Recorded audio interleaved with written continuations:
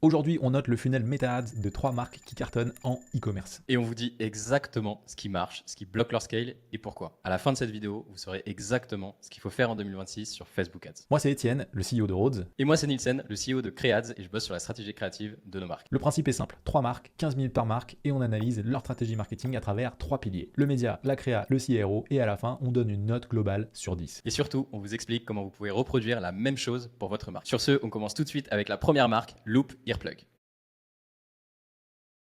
Alors de mon côté, on va commencer par analyser la stratégie d'acquisition de l'extérieur. Et donc pour ça, on va notamment utiliser un outil en particulier qui est très utile, qui s'appelle TrendTrack. On va scanner plein de choses, donc notamment le nombre d'ads, les dépenses, les estimations de performance avec le MER. On va regarder sur quel pays ça diffuse, le mix de créa, le testing, bref, tout un tas de paramètres qui nous permettront de nous faire une petite idée de l'extérieur de la stratégie d'acquisition. Et donc c'est parti pour commencer déjà à vous donner un petit peu de contexte sur la marque. Donc Loop Earplugs, qu'est-ce que c'est? C'est une marque qui, contrairement à ce qu'on peut penser, a été fondée en Belgique, avec son QG notamment à Anvers, mais ils ont des bureaux un peu partout dans le monde et ils vendent notamment aux US. Et donc le positionnement à la base, c'est des bouchons d'oreille. Donc notamment, je crois, Nielsen, je dis pas de bêtises, leur premier use case c'était sur des festivaliers pour réduire en gros les nuisances sonores. Et donc maintenant ils ont développé tout un tas de use cases. C'est bien pour les personnes qui sont sensibles au bruit, c'est bien également pour mieux dormir, pour les événements, pour la parentalité, pour le voyage, pour les personnes qui ont des troubles de l'attention, qui travaillent dans des coworking, ce genre de choses. Donc c'est assez intéressant parce qu'à partir d'un seul et même produit, ils ont créé tout un tas de use cases. En termes de chiffre d'affaires, on est sur 126 millions de dollars. C'est grosso modo le chiffre qu'on peut trouver online.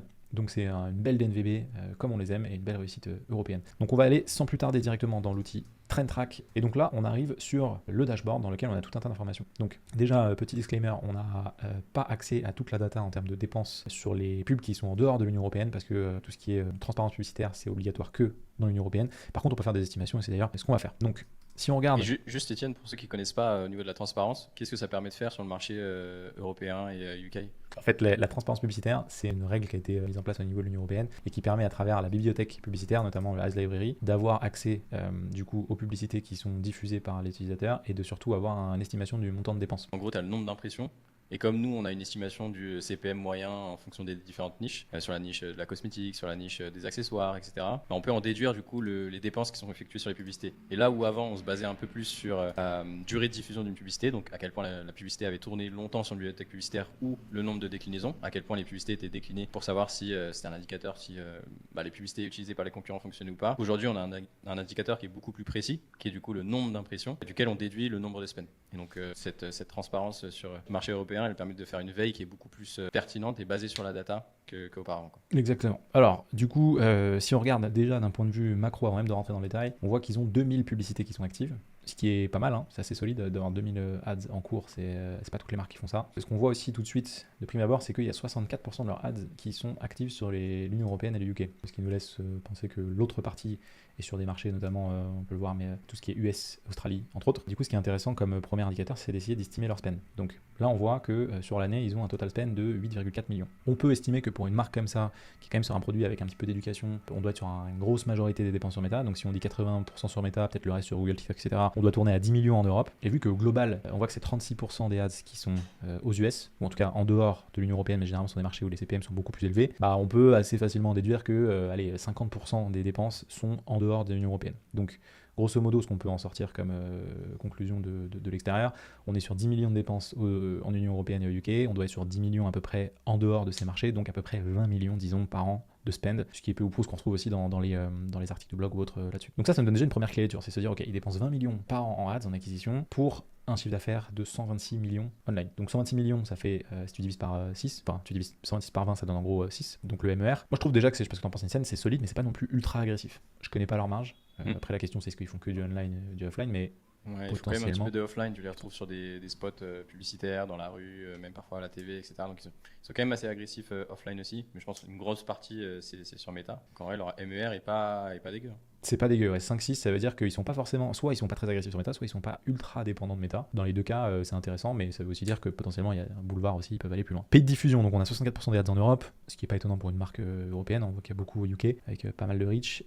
Ensuite il y a Espagne, France, voilà, donc ça c'est assez intéressant, il y a une belle diversification des pays, et surtout ce qui est bien c'est que ça évite la dépendance, parce que s'il y a un marché qui s'écroule, ou pour une raison X ou Y, une régulation sur, je sais pas, les frais de douane, ou que, ce qui arrive souvent d'ailleurs en ce moment, ou que les CPM augmentent ou explosent, ou qu'il y a un nouveau concurrent, à minima, ça leur pète pas tout leur business model. Ça, c'est bien et je trouve qu'il y a peu de marques qui le font qui le font suffisamment bien. Et ce qui est intéressant, c'est ici, on a aussi une vue sur le mix média en termes de diversité créative. Donc, je rentre pas dans les détails autant que Nielsen va le faire, mais ce qu'on voit déjà de l'extérieur, c'est qu'ils ont en fait beaucoup de DCO. Donc, DCO, c'est en gros les fonctionnalités dynamiques de Meta. Donc, c'est eux qui testent des combinaisons entre des titres, des CTR, ce genre de choses. Alors, c'est bien pour faire de la perf parce que ça évite d'avoir à faire des choses manuelles, grosso modo, mais on a moins le contrôle sur le message et sur les itérations qui sont derrière, et la lecture est quand même un peu plus complexe. Donc, moi, je trouve qu'ils ont 94% de ads là-dessus, c'est beaucoup. D'ailleurs, je pense que c'est à peu près les mêmes ratios quand on est sur du global. Je trouve ça assez élevé. Par contre, ce qui est intéressant, c'est qu'après, en termes de vidéos statiques, ils sont assez équilibrés. Hein, c'est du 50-50. Bref, là-dessus, je pense qu'il y a des choses à améliorer. Après, sur le testing, c'est quand même un point intéressant. On peut regarder ici, ça c'est grosso modo les dernières campagnes qui sont lancées, mais je pense qu'il y a une data qui parle encore mieux que ça, c'est le nombre de ads launched, donc c'est le nombre de pubs qui ont été lancées. On peut regarder par exemple sur le total, donc là ils disent 81 000 depuis le début du lancement, ça fait 10 ans que le compte existe, donc en gros on est à peu près à 8K ads par an, mais si on regarde sur les derniers mois, ils tournent quand même à 8000. Ouais, c'est à peu près ça. Ils sont à peu près à 8000. Ah non, ils ont fortement accéléré ces derniers temps parce qu'ils sont entre 8 et 10 000 par mois. Ce qui est, je parle de ton contrôle Nielsen, assez massif quand même en volume de testing. Après, ils doivent avoir 20-25 pays actifs. Donc, c'est ça. Ils ont plein de pays actifs, donc forcément ça duplique. En plus, ils utilisent souvent des créas US, enfin en tout cas en anglais, même sur les marchés européens. Donc je pense qu'en termes de net new par pays, on est bien inférieur à ça. Et il y a un facteur aussi qui a vachement gonflé le volume, c'est Q4. En fait, Loop, ils sont hyper dépendants des bundles. Ce qui fait que du coup, sur Q4, ils ont dû en lancer plein de différents, avec différents coloris, différentes landing pages et différentes publicités statiques, ce qui n'est pas forcément très time consuming en termes de production, on va dire. Quoi. Je pense que c'est ça aussi qui a pas mal augmenté le volume. Un autre élément que je regarde, moi, pour me voir en fait si un compte est bien géré de l'extérieur, c'est à quel point le spend, donc les dépenses, épouse la saisonnalité. Et donc ce qu'on voit, c'est généralement chez les marques qui sont assez matures, il y a quand même des pics de dépenses là où ça achète. Hein. Donc typiquement là on a novembre, un peu plus d'1 million uniquement sur le UE, donc on doit peut-être 2 millions au global sur le monde, donc c'est-à-dire qu'ils investissent particulièrement sur Black Friday, ce qui recoupe ce que tu dis, et ils redescendent sur les périodes un peu creuses. Donc ça pour le coup pour moi c'est plutôt positif. Et après dernier point intéressant, c'est tout ce qui est partnership ads. Donc ça c'est très sous-coté. Partnership ads, pour ceux qui ne connaissent pas, grosso modo c'est de diffuser des pubs à travers des pages tierces, donc qui ne sont pas les siennes, puisque en gros si nous on diffuse des pubs à partir de notre propre page Facebook, on porte un message, mais du coup c'est nous qui le lisons. Par contre s'il y a quelqu'un de tiers qui dit ce même message, ça a beaucoup plus de puissance, et encore plus si la personne est dans une niche ou dans une verticale ou parle à une audience qui ajoute de l'autorité. Et donc en l'occurrence c'est beaucoup utilisé chez les bons e-commerçants. Là on voit qu'ils ont quelques ads, c'est 22, pas énorme, enfin il y a 22 partenaires et il y a c'est 22 ads en gros avec une dizaine de partenaires, donc ils pourraient aller un peu plus loin, mais en tout cas c'est cool, ils ont déjà testé et ils ont quelques petites mécaniques là-dessus. Qu'est-ce qu'on peut dire d'autre? Il y a les parties landing, donc ça on va se pencher un peu plus dessus tout à l'heure en détail dans la troisième partie, mais ce qu'on voit à première vue c'est qu'ils ont en fait un funnel qui est assez intéressant, puisqu'ils ont donc bien évidemment des pubs qui redirigent vers les pages produits classiques, on les analysera tout à l'heure, mais ils ont aussi des landing pages dédiées, un peu plus copyrightées. Donc typiquement celle-là qui drive, je crois que c'est la numéro 2 en termes de trafic, donc elle drive quand même, il y a 139 ads qui tournent dessus et elle envoie quasiment 54 000... Attends, c'est sur quelle période? Si on regarde sur les 30 derniers jours. Non, je l'ai plus. Bon bref, ils ont du coup cette landing page qui est pas mal et on pourra l'étudier tout à l'heure parce qu'elle est aussi très intéressante dans la manière dont elle est construite. Donc une certaine diversité, il n'y a pas d'advertorial, il n'y a pas trop de listicle non plus, donc il reste quand même très page produit, LP, un peu copyrighté et homepage. Ce qui en soit déjà pas mal. C'est les pages de bundle aussi quand même. Je sais pas si elles sont présentes ici. Attends, si on regarde sur les 30 tu vas les retrouver, jours. Mais si tu regardes un peu sur les jours récents. Là, il y a des collections, on peut voir ici. Tu vois, t'as le Deluxe Bundle là tout en bas. Là, ils envoient pas mal de dates quand même là-dessus sur les périodes de Black Friday. 30 derniers jours, tu as 27. Ouais, t'as quand même 27 000, tu vois. Et 3 millions d'impressions sur cette page-là. Et ça, je trouve, c'est assez intéressant parce qu'ils le font du coup avec plein de coloris différents, avec plein de modèles différents. Parce que tu sais, ils ont des modèles pour dormir, pour faire la fête, etc. Et donc là, ils te font des bundles de plusieurs types de Loop Earplug. Donc pour ceux qui notamment ont déjà acheté, c'est une bonne opportunité, je trouve, d'augmenter la LTV. Et pour ceux qui veulent acheter et qui ont un peu du mal à choisir, ça peut être intéressant de leur mettre en avant ce type de bundle. Et comme ils le font beaucoup, je pense que ça fonctionne très bien sur le compte. Puis surtout, ce qui est intéressant, c'est que ça augmente clairement ton panier moyen, les bundles. Et comme quand tu es en période de Black Friday ou autre, tu mets des grosses promos. Bon, là, c'est 20%, donc c'est pas non plus trop agressif. Mais tu veux compenser en ayant un minima un panier moyen qui soit plus élevé pour que ton ROAS ne soit pas impacté. Donc non, franchement c'est pas mal, honnêtement, de l'extérieur. Moi je sais pas ce que t'en penses, Nissen, mais première vue ça a l'air plutôt bien maîtrisé, c'est bien réparti à l'international, il y a des mécaniques qui sont avancées, ils testent beaucoup de créa, il y a un peu de dépendance au DCO, mais honnêtement il pourrait être un petit peu plus agressif sur le volume de dépenses, mais encore je connais pas leur business model ni les marges et tout. Moi je mettrais un bon 9 sur 10 sur la gestion vue de l'extérieur, ça me paraît quand même plutôt solide. Ouais, je suis d'accord. Le produit, je trouve qu'il a été super bien pensé pour pouvoir scaler sur Meta. Alors, je ne sais pas si c'était une décision consciente de leur part, mais avec Andromeda, clairement, le but, c'est d'avoir plusieurs personas différents, plusieurs angles publicitaires différents, plusieurs types de produits différents qui visent des audiences différentes pour élargir un petit peu le marché. Et je trouve que ils l'ont super bien fait, comme tu le disais un petit peu là avec les use cases, c'est juste magnifique pour Meta, quoi. Et ça se ressent direct dans leur publicité, dans certaines landing pages aussi, dans les avis clients, là si tu swipes un petit peu au-dessus, pareil, tu as plusieurs types de cas d'usage. Je l'ai vu là, c'est je très sais très plus où cool. il le mettait, mais c'était, il y avait des avis, je trouvais ça assez bien fait, je crois que c'est pas dans la LP, je trouvais Là, ça c'est assez bien possible. fait. Ah ouais, en gros, t'as des Ouais, avis tu vois. par typologie de personnes, tu vois, genre là, quelqu'un en festival, Mm. quelqu'un qui dort, quelqu'un qui est en mode qui est là, autistic people, etc. Donc vraiment, franchement, ils sont Ouais. très très forts sur ça. T'as un seul, tu vois, comme quoi, on se dit souvent, il faut plusieurs produits pour scaler, mais en fait, avec un produit, si tu arrives à juste bien aller sur des axes très verticaux de différents personas, avec des problématiques Mm. différentes et tout un storytelling autour, bah, tu peux créer plein de funnels différents et scaler sur Meta, la preuve en est. Très belle marque. Issei, je te laisse la main sur la partie ads. The floor is yours. Allez, c'est parti du coup pour la partie analyse stratégie créa. Juste avant de commencer l'analyse des créas, vous allez voir, il y en a plein. On a vu, il y en a un peu plus de 2000 sur le compte. Je voulais vous expliquer rapidement ce qu'on va analyser pour déterminer si oui ou non ils ont une bonne stratégie créative. En gros, pour rappel, pour performer sur Meta, vous avez besoin de faire qu'une chose, donner à manger à Mark Zuckerberg et ses jolis petits algorithmes. Et la diète parfaite pour lui, c'est un peu ce dont on parlait depuis tout à l'heure avec Étienne, c'est de lui donner beaucoup de personas différents pour qu'il aille chercher un maximum de personnes et élargir le marché, des angles publicitaires différents pour chacun de ces personas, pour qu'au sein de chacun des groupes en fait de personnes qu'on va essayer d'aller targeter, Meta puisse aller chercher de la performance en leur parlant spécifiquement, et des concepts différents pour pouvoir illustrer les angles publicitaires, les personas de plein de manières différentes, avec des podcasts, des UGC, des statiques, etc. Donc du coup, on va aller analyser la bibliothèque publicitaire de Loop et voir un petit peu ce qu'ils font sur ces derniers mois. Donc déjà, ce qu'on va faire en premier lieu, c'est de trier du coup les publicités de la bibliothèque publicitaire par spend, puisque comme on l'a vu tout à l'heure, sur les marchés européens, on a la chance d'avoir la transparence et on peut voir ce sur quoi ils dépensent le plus. Donc du coup, la première chose qu'on va faire, si on estime qu'ils ont un CPM de 10, c'est qu'on va trier par niveau de spend pour avoir accès aux publicités sur lesquelles ils ont plus dépensé sur les derniers mois. Premier truc à aller regarder du coup, c'est est-ce qu'ils visent plusieurs personas différents. Donc on l'a vu tout à l'heure sur le site, on a bien plusieurs poches d'audience qui sont visées, mais est-ce que c'est le cas aussi dans les publicités? Donc si on regarde, là on voit que par exemple on est plutôt sur un angle du sommeil, donc c'est un premier type de persona. Si on passe quelques vidéos. I love my Loop earplugs, but wouldn't it be amazing to have one pair that switch earplugs? You can switch to Donc là, on est plutôt sur une introduction d'un nouveau produit, donc plutôt du bottom funnel. Il n'y a pas forcément de persona qui est visé en spécifique. This entire time, I thought they only made Loop earplugs for concerts or games, but I couldn't have. As an avid coffee shop goer, these Loop Alors ça, c'est une bonne publicité, on pourra revenir dessus, parce qu'ils capitalisent bien sur la preuve sociale qu'ils ont réussi à construire. Du coup, on a un nouveau persona, c'est celui qui fait du coworking ou qui va travailler en café et qui veut être dans un espace calme, sans forcément utiliser des casques spécifiques pour ça. Qu'est-ce qu'on va Can voir? your phone earplugs do this? Unlike Là, il n'y a pas forcément de persona visé. Why did no one tell me that my favorite Loop earplugs come in a bundle? And you save when you buy them. Là, on est sur du bottom funnel, bundle. Putain, ils ont... Dans les top spenders, il y a peu de diversité en vrai. Ça renvoie quand même pas mal de UGC. Hein. Ouais, il y a beaucoup d'UGC. Et pas mal de statiques aussi. Ouais, il y a beaucoup de statiques bottom funnel finalement dans les top spenders en tout cas. Mais moi, sur les publicités que je tombe, quand je regarde leurs publicités au quotidien, je tombe quand même sur pas mal de pubs sur des personnages différents. Au global, on a t'as l'étudiant qui veut se concentrer, un peu comme la meuf du cowork. T'as ceux qui font des voyages aussi beaucoup pour les avions, pour pas avoir de bruit dans les avions, mais aussi dans les terminaux des différents aéroports. Ça peut être intéressant. Il y a ceux qui dorment mal. Et il y a un personnage que je ne vois pas ici, mais qu'ils ont vachement adressé ces derniers temps, en tout cas dans les publicités que j'ai vu passer. C'est, alors peut-être dans celle-ci. How to manage sensitivity to sounds instantly. Whether I'm babysitting. Alors ça c'est pas mal, mais la sensibilité au son, avec notamment les problématiques d'ADHD, c'est quelque chose qui est très très présent aux US et de plus en plus en Europe, en tout cas dans les diagnostics chez les gens, et ils ont vachement capitalisé dessus. Donc au global, si on prend la partie persona, ils visent quand même plusieurs personnes différentes. Le sommeil, l'étudiant, celui qui veut travailler dans des lieux publics, celui qui veut voyager, celui qui veut mieux dormir, celui qui a des problèmes d'ADHD ou de sensibilité au son.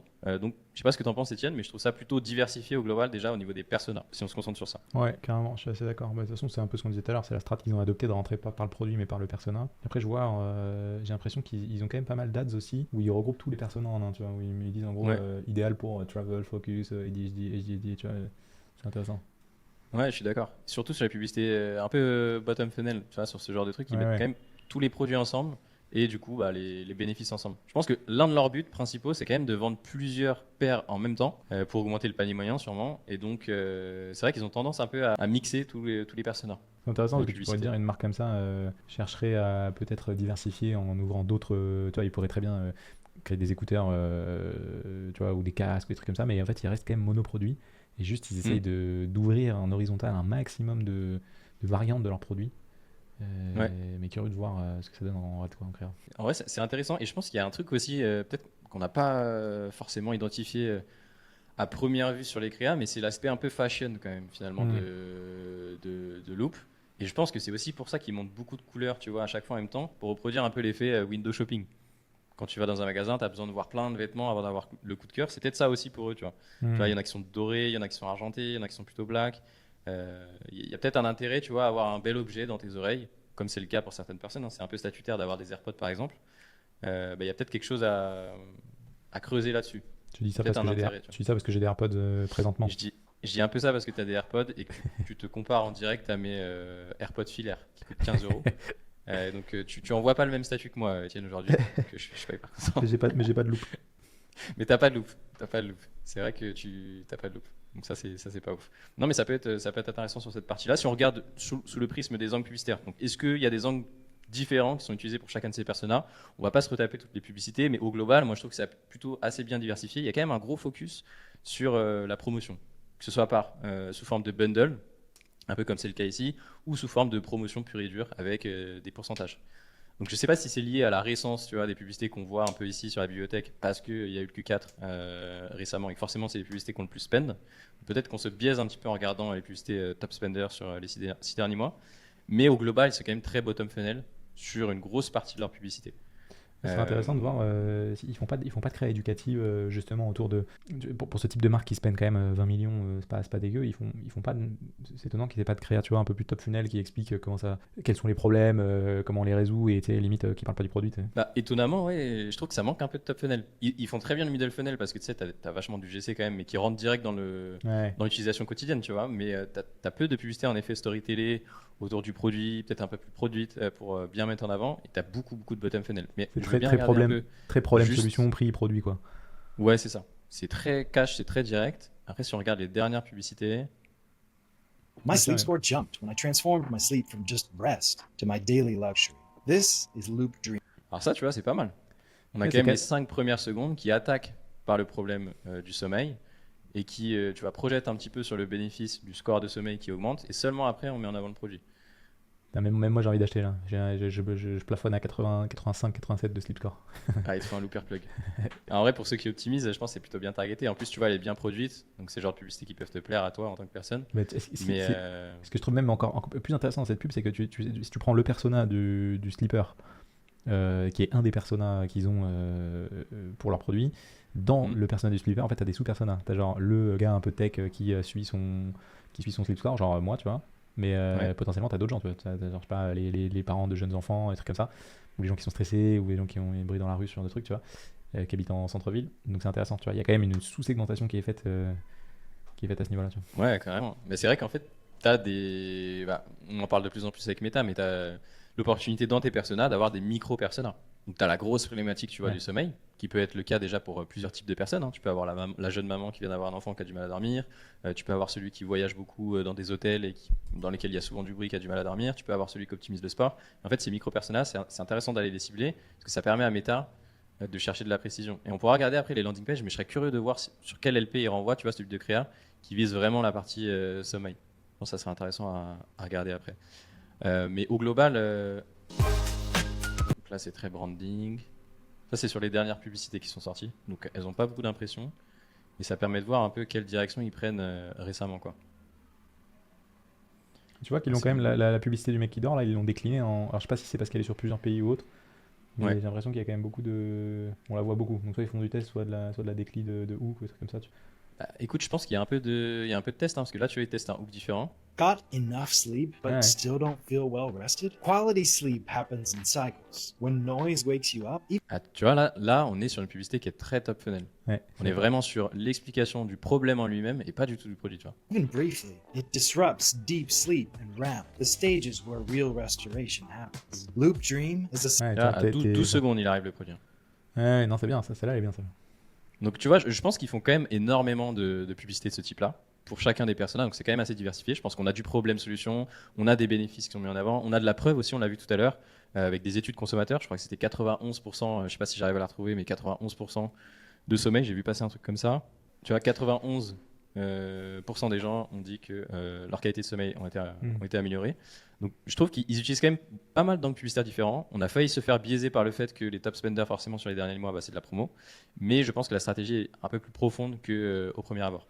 Alors, ce qui est Ils quand même intéressant, je ont pense. du top funnel, ils ont du middle funnel, du bottom funnel, et ce pour beaucoup de personas différents, quoi. Ce qui est intéressant, je pense, pour les marques qui nous regardent, qui nous écoutent, c'est en fait, il y a plein de marques qui sont assez frileuses de monter dans le top funnel parce qu'elles se disent, tu vois, c'est genre typiquement la pub éducative. En fait, tu vas toucher des gens qui sont tellement loin qu'elles vont pas convertir. Mais en fait, je pense que la force de Meta, justement, c'est que tu peux rejoindre les deux. Et si ta narration, ton script est bon, je parle de ton contrôle initial, mais tu peux arriver à hooker quelqu'un sur un sujet qui n'est pas du tout lié au produit parce qu'en fait, c'est une problématique qu'ils ont et lui expliquer comment ça fonctionne. En l'occurrence, le sommeil, pourquoi il marche bien, pourquoi il marche moins bien, qu'est-ce qui en gros vient le parasiter, tout ça. Et ensuite insérer ton produit de manière assez fluide pour que derrière, si en fait il se reconnaît et que derrière l'offre est bonne, potentiellement il passe à l'action, ce qu'on appelle du direct response marketing. En top funnel, moi j'encourage les marques de ouf à le faire parce qu'en vrai c'est comme ça que tu arrives à casser des plafonds et à scaler plus que juste faire du bottom funnel. Bottom funnel c'est très simple, en fait tu touches les gens qui sont prêts à acheter. Top funnel, tu vas chercher des gens qui sont pas encore prêts à acheter, donc tu crées le besoin. Je pense que c'est là que tu vois les vrais marketeurs, tu vois, qui arrivent à chercher de l'acquisition là-dessus. Ouais, 100%.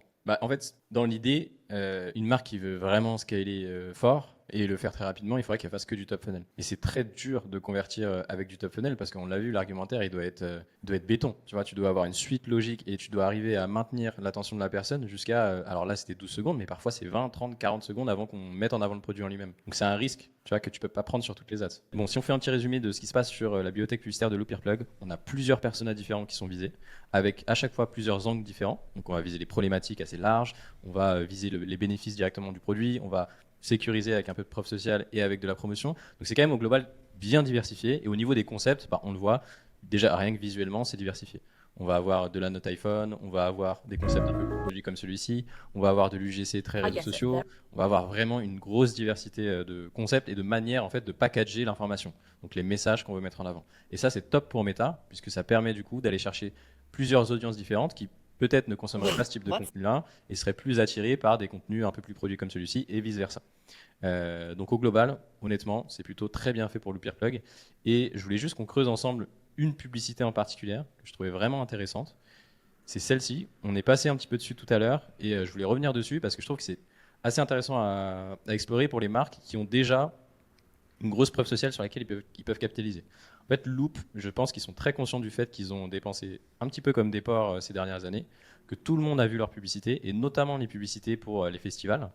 Et donc, il y a toute une partie en fait, des gens qui ont fermé leur cerveau à la vue d'une publicité Loop, en se disant ok, ça c'est des airplugs pour les festivals, j'ai aucun intérêt à en avoir. Et du coup, ils capitalisent grâce à cette publicité, on va le voir sur le début, en attaquant directement cette objection. Donc, tout le monde pense telle chose à propos du produit. Et après, on casse ça avec l'introduction d'un nouveau persona. This entire time, I thought they only made loop earplugs for concerts or games, but I couldn't.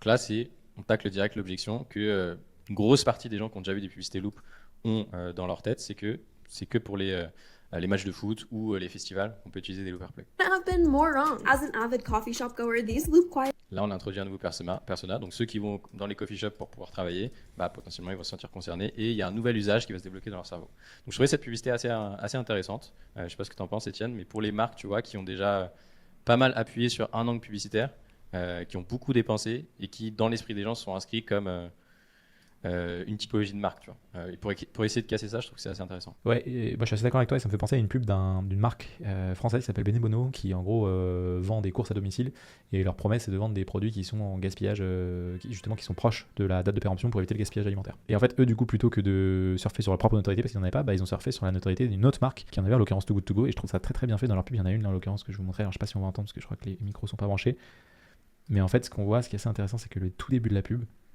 c'est sur un plateau télé et donc c'est les premières phrases c'est alors vous n'êtes pas comme Too Good To Go et tu vois, et donc ensuite c'est Too Good To Go par exemple et donc lui il explique pourquoi ils sont pas comme Too Good To Go, mais en fait peu importe ce qu'il dit derrière, dans tous les cas toutes les personnes qui connaissent Too Good To Go ont été hookées par ces 2 premières secondes et vont regarder la suite de la pub et ça je trouve ça extrêmement smart parce que du coup si t'as pas cette notoriété tu peux ce qu'on appelle le social hacking, aller hacker celle de quelqu'un d'autre, bon à faire utiliser avec modération mais voilà, petit exemple que j'avais en tête qui m'a fait penser à ce que tu disais là. Ouais, c'est intéressant. Il y a plein de marques aux US qui ont surfé un peu sur Andrew Huberman pour les compléments. Je sais pas si t'as vu passer un peu des ads. Mais pareil, ils réutilisaient, tu vois, des passages ou des quotes qu'il avait pu dire dans certains podcasts pour mettre en avant leur produit. Alors, je sais pas si c'est éthique, parce que du coup, on utilise l'image d'une personnalité assez connue, mais ça marche bien. Donc ouais, social hacking, carrément. C'est aussi un dérivé qui peut être utilisé. Juste avant de finaliser la partie créa, je voulais juste vous mettre à l'écran quelques concepts qui fonctionnent bien pour eux, donc qui sont dans leur top performer et qui, je pense, peuvent être intéressants à reproduire de votre côté. Donc celle-ci, Wait, what's this? It's the new and improved je trouvais Loop Dream. assez intéressant avec le petit zoom, avec le pinch du doigt. On peut le faire sur plein de produits en mettant en avant n'importe quelle langue publicitaire au début. Celui-ci, je le trouvais superbe pour capitaliser un petit peu sur l'audience féminine et justement mettre en avant plusieurs styles de Loop Earplug. Donc si vous faites de la fashion par exemple pour les bijoux, ce genre de choses, ça peut être intéressant d'utiliser ce type de concept. Celui-ci, je le trouvais très bien pour des périodes de Black Friday ou pour attaquer le problème de plein de différentes personnes. Je ne sais pas si vous le voyez, mais elle tient une petite pancarte et clairement, ce qui est écrit sur la pancarte, c'est fait en post-production. Donc ça vous permet de très facilement réadapter une publicité pour tester plusieurs angles différents à moindre coût. Si je vous la passe... Ce qui est assez intéressant, c'est qu'il y a un petit show don't tell aussi dans la publicité, puisqu'on voit que le son petit à petit est réduit, et c'est le bénéfice principal des Loop Earplug. Et le dernier, c'est celle-ci qu'on avait vue ensemble juste avant. Alors, si j'enchaîne avec la troisième volée, donc on a analysé la strat d'acquisition de l'extérieur, la stratégie créative, là on va regarder un peu ce qui touche au CRO. Donc l'objectif c'est de regarder ce qui se passe une fois qu'on a cliqué sur la pub. Pour ça on va retourner sur TrendTrack et on va regarder les top landing pages qui génèrent le plus de trafic. 3 choses qu'on va regarder pour voir si la stratégie est bonne. Donc déjà la stratégie globale de landing page, est-ce qu'il y a de la diversité, c'est quoi les types de landing page. Deuxième point c'est l'expérience utilisateur, qu'est-ce qui se passe une fois qu'on arrive sur le site, les pop-up, est-ce que c'est cohérent avec ce qu'on a vu en ads, ce genre de choses. La navigation bien évidemment, et ensuite le troisième point c'est le CRO, donc l'optimisation pure et dure, grosso modo pour améliorer le taux de conversion, tout ce qui touche à tagline, la structure, copywriting, tout ça. Donc on va essayer de décortiquer tout ça. Si on check par exemple la première page en termes de trafic, donc c'est la page produit, donc ça c'est la page qu'ils ont un peu partout. Je la trouve assez bien faite honnêtement. Grosso modo c'est une page produit, tout ce qui est plus classique. Mais ce qui est cool c'est que dès qu'on arrive, donc on a le visuel ici, donc on peut zoomer évidemment. On a la social proof qui est là. Donc c'est cool. Alors il n'y a pas de pop-up, normalement il y a une petite pop-up qui arrive, qui est assez bien faite, mais je crois que vu que je suis allé sur le site plein de fois, bon bref, ça c'est assez bien fait, généralement ils ont une strat CRM. Et surtout ce que je trouve vraiment bien, c'est ça, c'est très immersif en fait quand on clique dessus. On a un virtual try-on, alors là vous n'entendez pas non plus, en fait quand on clique, on entend en fait le son d'un stade de foot ultra bruyant, et quand on clique sur le petit bouton, et bien en fait on voit à quel point ça réduit le son. Et donc en fait il y a les différents niveaux de réduction qu'on peut avoir en fonction de leur produit. Et je trouve ça trop bien parce que sans avoir le produit dans la main, on peut se rendre compte de à quoi ça ressemble. Ça parle, là vous n'entendez pas, mais je vous invite à faire le test, c'est vraiment ultra parlant. Et surtout du coup, ça reproduit un peu une expérience qu'on pourrait avoir en magasin, ce que je trouve brillantissime d'un point de vue expérience utilisateur online. Après il y a les différents coloris, bon ça c'est classique, le add to cart. Grosso modo, ce qui est bien, c'est que le one-click Shopify, donc ça on recommande de le mettre en place si vous l'avez, parce que ça permet d'acheter pour les personnes qui sont déjà loguées Shopify extrêmement rapidement. Ils n'ont pas à mettre leur carte bleue et tout, ça va super vite. Et ça, très très puissant comme promesse. 100-day hassle-free returns. Grosso modo, c'est une promesse. Ils sont tellement confiants dans leur produit qu'en fait, vous avez plus de 3 mois pour le tester et sinon, en fait, vous le renvoyez. Le reste est assez classique. Il y a tout ce qui est bénéfices, caractéristiques. On voit ce qui est une bonne pratique que les Airplugs sont présentés sous différentes façons. Donc, il y a une vidéo qui montre comment ça marche. On voit comment c'est porté sur quelqu'un, sur une meuf, sur un mec. On voit qu'est-ce qu'il y a dans le produit, ça c'est une bonne pratique aussi parce que souvent les gens se disent ok qu'est-ce qu'on a quand on l'achète. La social proof encore, ils sont très très social proof avec des petites vidéos etc qui montrent des UGC de personnes qui l'ont utilisé. Le what you get, donc encore une fois ça très bien, ça projette l'utilisateur. Si vous achetez des AirPods, qu'est-ce que vous avez, la petite boîte, le set, les petites coques de protection si jamais vous en cassez une etc. Ça c'est les différents modes qu'on peut avoir, donc pareil très bien fait, on explique ce que ça marche. Encore de la social proof, 10 millions happy customers, des accessoires. Alors, les accessoires, ils sont cool, mais je pense qu'ils sont plus intéressants quand on clique dessus dans le parcours de conversion. Là, pour le coup, bon, c'est cool, mais je pense que c'est plus un setup un peu classique qu'on peut avoir sur un Shopify. Et là, pareil, les fonctionnalités, encore de la social proof, etc., etc. Ce qui est bien, c'est qu'ils remettent à chaque fois les différents personas. Donc, vous voyez, là, typiquement, quelqu'un qui est en festival, un mec un peu plus âgé dans les transports, une personne qui écoute peut-être du black metal, je sais pas, mais grosso modo, qui est plutôt une personne avec des critères sociodémographiques différents. Et après, on peut avoir une comparaison de produits. Ça, je trouve ça très bien aussi. C'est la première fois que je vois ça sur un site. C'est très Apple, ça. Tu peux comparer en gros tes deux produits et tu vois en gros déjà le prix, les couleurs, et tu vois en fait pourquoi c'est fait. Et à chaque fois, tu as les différentes features, etc. Donc, tu as vraiment un aspect. Ouais, Apple, c'est un peu ça, tu vois, qui est très tech, très design autour du produit. Et en fait, ça te montre que c'est pas juste un autre coloris, qu'il y a vraiment des fonctionnalités qui sont différentes avec, tu vois, des décibels qui sont pas les mêmes, etc. Là, d'ailleurs, je trouve que le rating, je trouve qu'il est pas très élevé. Et je me demande s'il y a. J'ai deux hypothèses. Je sais pas ce que tu en penses, Nissan, mais je me dis soit c'est fait exprès parce que justement c'est un 4,9 c'est trop beau pour être vrai, soit c'est pas fait exprès, auquel cas, c'est peut-être un tout petit peu dommageable pour le produit parce que tu te dis, ah, il y a quand même des gens qui sont insatisfaits, mais en même temps, ça crée de l'authenticité, tu vois. Donc je pense que ce serait intéressant de voir s'ils l'ont testé en CRO, tu vois, ce qui veut pas dire qu'il faut fausser les reviews, mais peut-être qu'ils peuvent mettre un gros focus sur aller chercher des avis 5 étoiles. Et après, il y a les reviews, etc. Donc il y a quand même beaucoup de preuves sociales, hein, comme on peut le voir, des FAQ, bref. Donc la LP est quand même, page produit est quand même bien faite. Et ce qui est intéressant, c'est que quand on va un peu plus loin dans le basket, le upsell qui te propose, il est bien, mais je trouve qu'il arrive un peu sans contexte. Donc moi, d'instinct, j'ai envie de dire non. Et je trouve qu'en fait, on me pousse pas, c'est dommage, à acheter plus. Parce que tu vois, là, j'ai déjà unlock free shipping. Donc en fait, je me dis, ok, ils me proposent d'autres trucs là, tu vois, derrière, mais genre, pourquoi je les achèterais? Tandis que s'il y avait, comme sur des sites comme Typology ou autres qui sont très bien faits, tu sais, des petits paliers, des petits jalons qui te disent, en fait, regarde, t'as 45 € dans ton panier, si tu passes à 60, et bien en fait, t'as le free shipping, et à 80, t'as un cadeau et on t'offre la boîte ou un autre coloris. Et en dessous, qu'on te propose les produits qui te permettent de matcher ces différents jalons, je trouve que c'est encore plus de sens dans l'expérience utilisateur, mais bon, c'est un détail. Et le checkout, c'est un Shopify, donc je vais pas rentrer dans le détail. Je pense que c'est. Hop, peut-être pas montrer mon adresse, mais.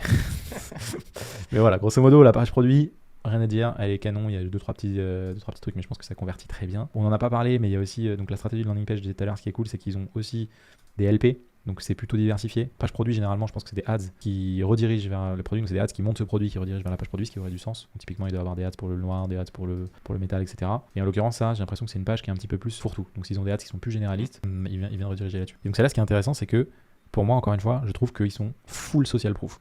Le premier truc que tu vois, c'est loved by 14 million people worldwide avec des 5 étoiles.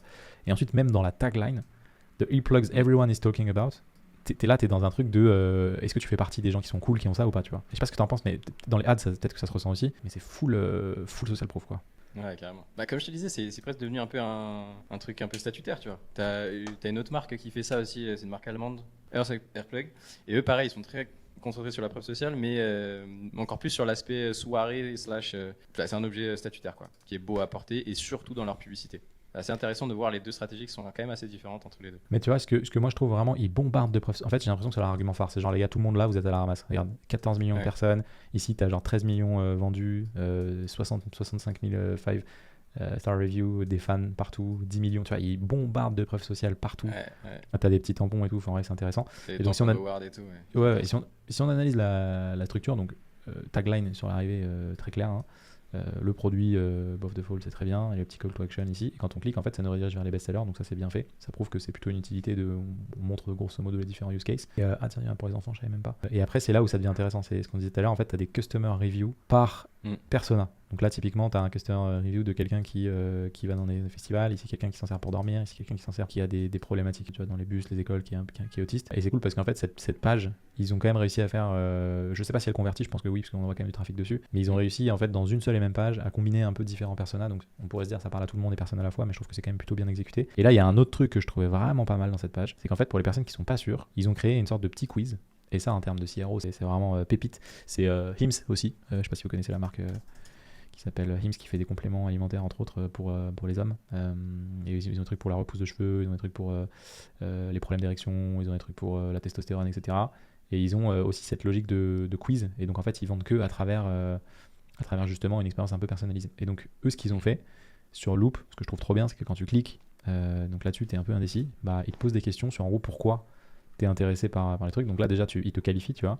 Moi, si je vais dire, je sais pas, parce que j'ai envie de mieux dormir, là il me demande mon utilisation, est-ce que c'est que pour des siestes, etc. donc on night sleep, et en fait il te propose directement le produit qui te va le mieux, alors qu'en réalité t'aurais pu le trouver tout seul, mais juste dans l'expérience t'as l'impression qu'il y a quelqu'un qui te conseille. Encore une fois, ils ont vraiment un truc d'UX online qui est, je trouve, très bien fait, et derrière surtout qui est très fort, c'est que il n'y a pas de notion de, enfin t'as un clic potentiellement pour aller voir la page produit, si tu veux, t'as le droit, tu vois.